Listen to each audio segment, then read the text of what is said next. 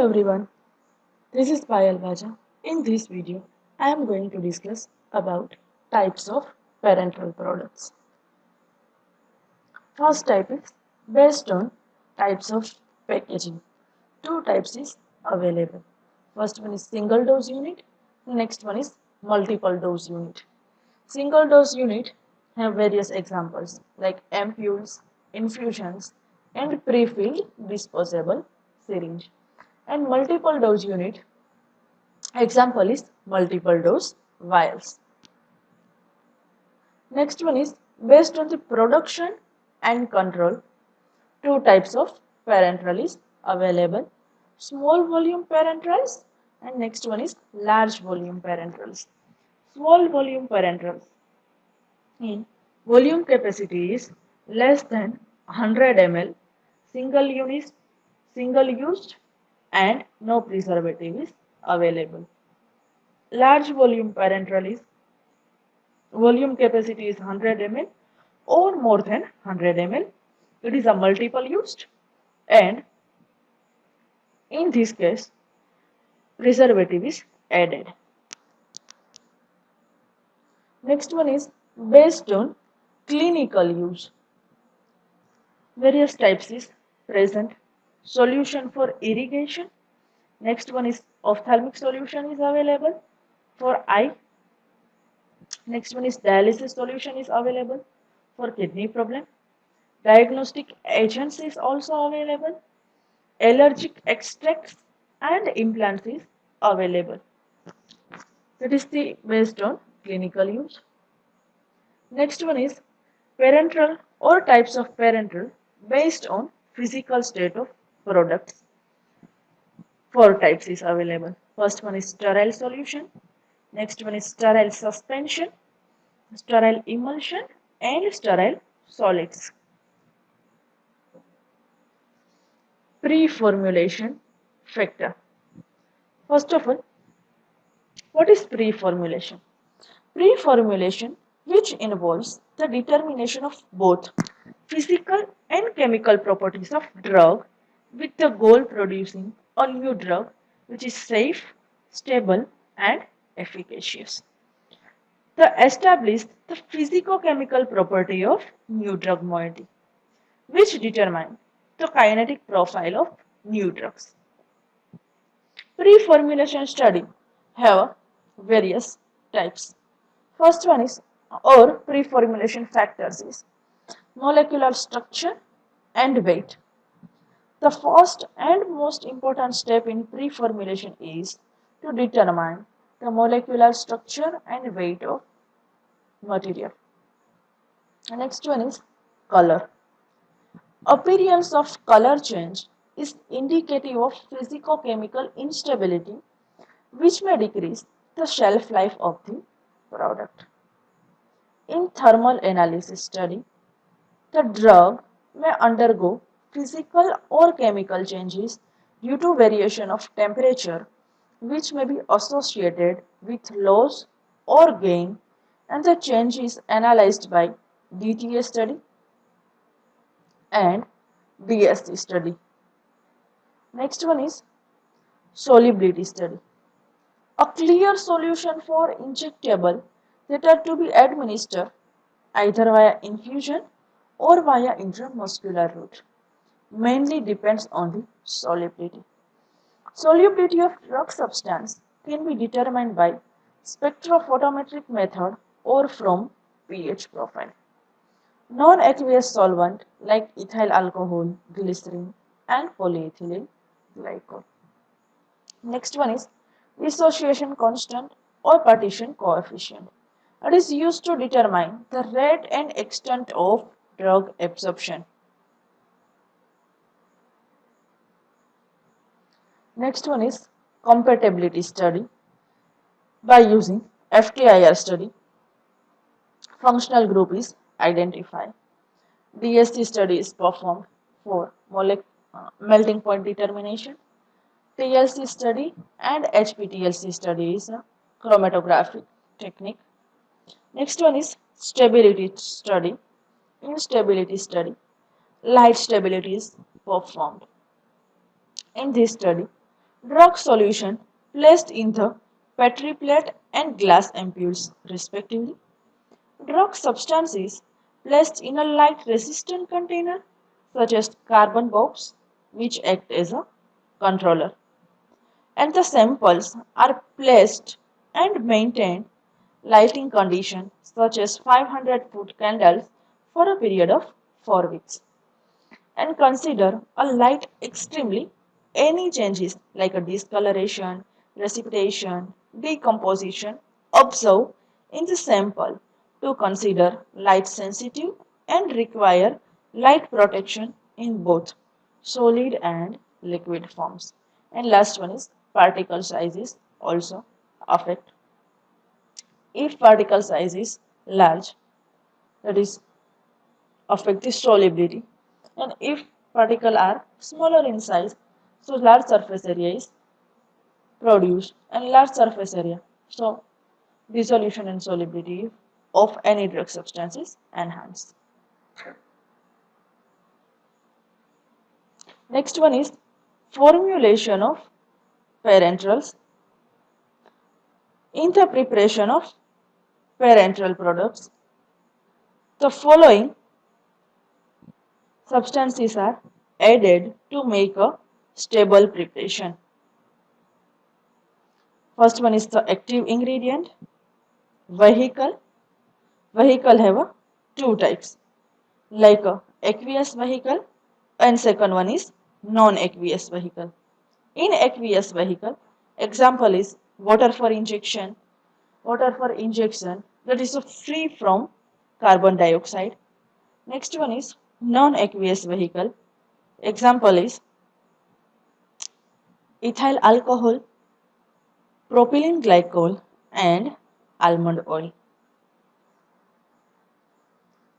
Added substance or additives. Various additives are available like antimicrobial agent, antioxidants, buffers, bulking agent, chelating agent, protectant, solubilizing agents, surfactants, and tonicity adjusting agent.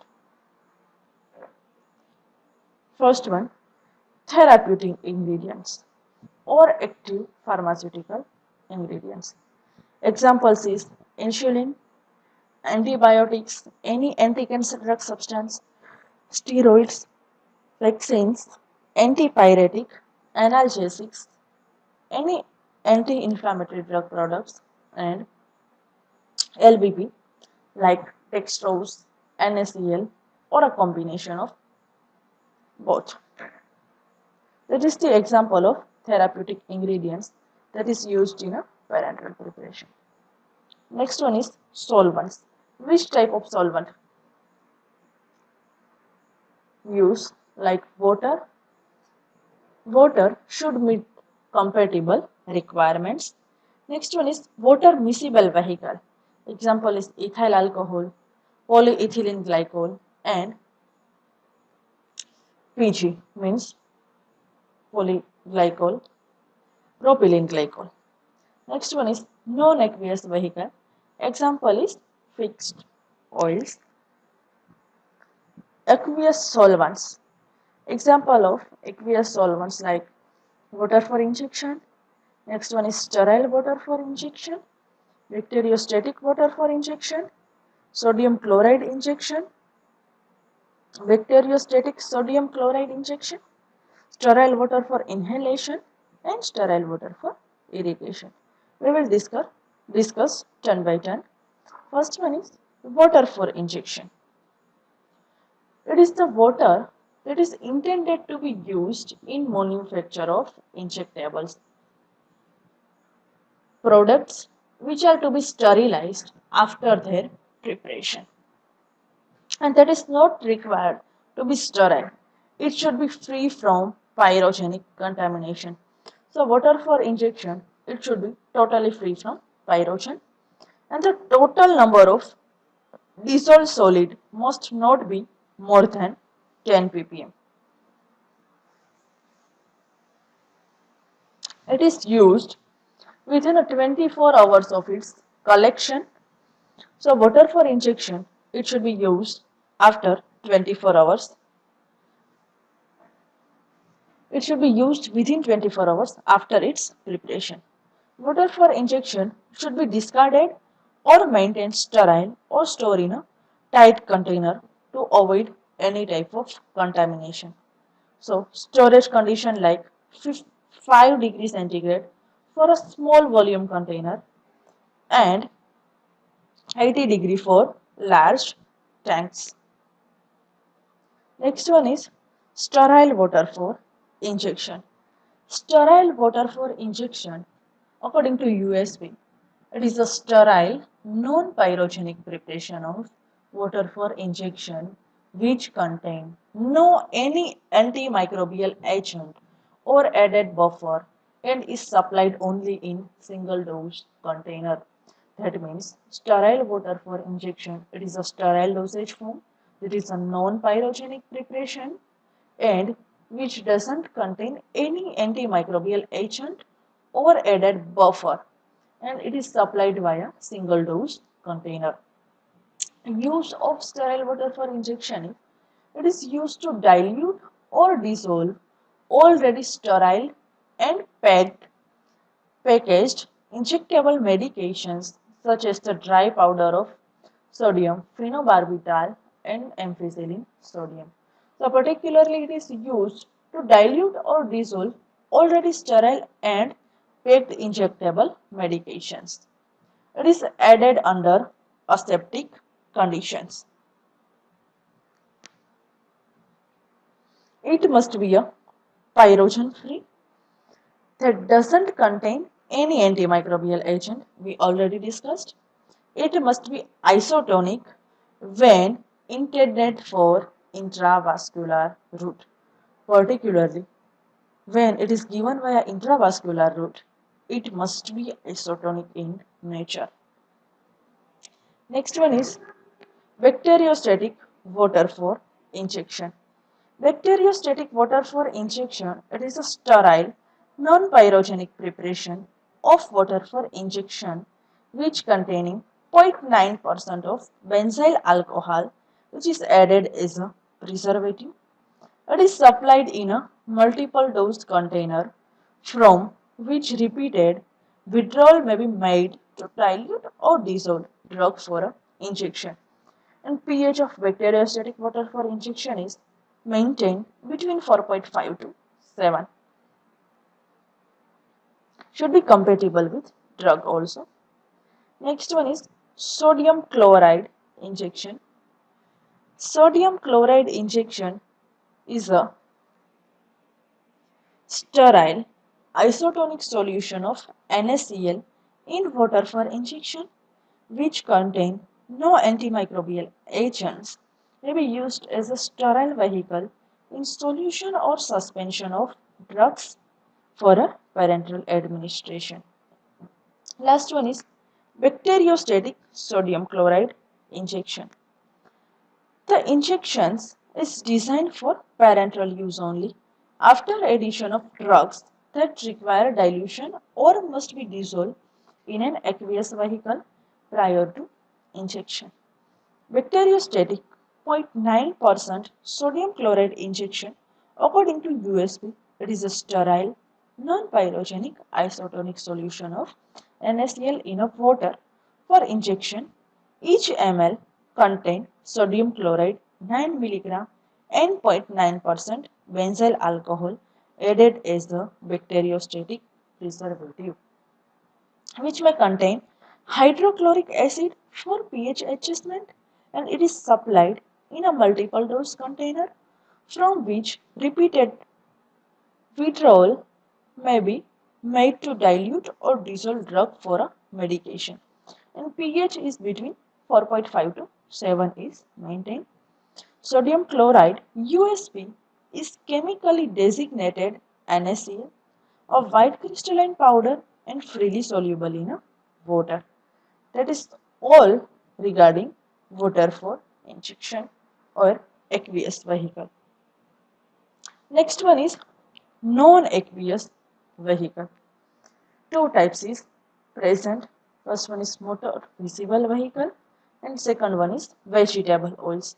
Water miscible solvents have examples like glycerin, polyethylene glycol, propylene glycol, alcohol, isopropyl myristate, dimethyl acetamide, etc. Vegetable oils. Example is the most commonly used fixed oil in injections are corn oil, cottonseed oil, peanut oil, sesame oil, castor oil, and olive oil have been used on this occasion. Next one is regarding other additive or any other substances. First one is preservative. Antimicrobial agents are added to multiple dose container and large volume parenteral must not contain preservative. Which type of preservative we will use? Like a benzyl alcohol 0.5 to 10%, methyl paraben 0.01 to 0.18%, propyl paraben 0.005 to 0.035%, phenol 0.065 to 0.5%. That is regarding preservative. Next one is antioxidant, that is used to protect the products from the oxidation and act as a reducing agent or prevent a oxidation. Example of reducing agent is sodium metabisulfate. Concentration is 0.5 to 0.15%. Thiourea is also available. Next one is blocking agent is ascorbic acid ester is also used for antioxidant, and steroids like citric acid, tartaric acid is available. Chelating agent. In chelating agent, EDTA is used particularly in concentration of 0.01 to 0.075 degrees centigrade, 0.075 percentage. Buffers. Why buffer is used in parenteral? So that are added to maintain the pH, and change in pH which may cause degradation of the product. Factor which affecting to the selection of buffers is effective range or concentration and chemical effect on the total product. The acceptable pH range is 3 to 10.5 for intravenous preparation and 4 to 9 for other routes. Buffers are included in injections to maintain the pH of the packed product, and the buffers used in injection must allow the body fluid to change the product pH after injection. Example of buffering agent like HCl, NaOH, acetic acid, benzoic acid, citric acid, etc. Next one is tonicity adjusting agent. The osmotic pressure of blood is approximately 300 milliosmoles per liter, and ideally any sterile solution would be formulated to have the same osmolarity. Example 0.9% weight by volume sodium chloride intravenous solution is an osmolarity of 308 milliosmol per liter, and 5% weight by volume dextrose intravenous solution has an osmolarity of 280 milliosmoles per liter. Intravenous solution that have a larger osmolarity value, that is called as a hypertonic solution, that is indicated in figure number 1. Next one is smaller osmolarity value, that is indicated in figure number 3, that is also called as hypotonic solution, which may cause damage to the blood, red blood cell, which may produce pain and tissue irrigation. And between hypertonicity and hypotonic solution, isotonic solution is maintained, or isotonic figure is available. In hypertonic solution, all the cells are shrink because water is removed outside the cell.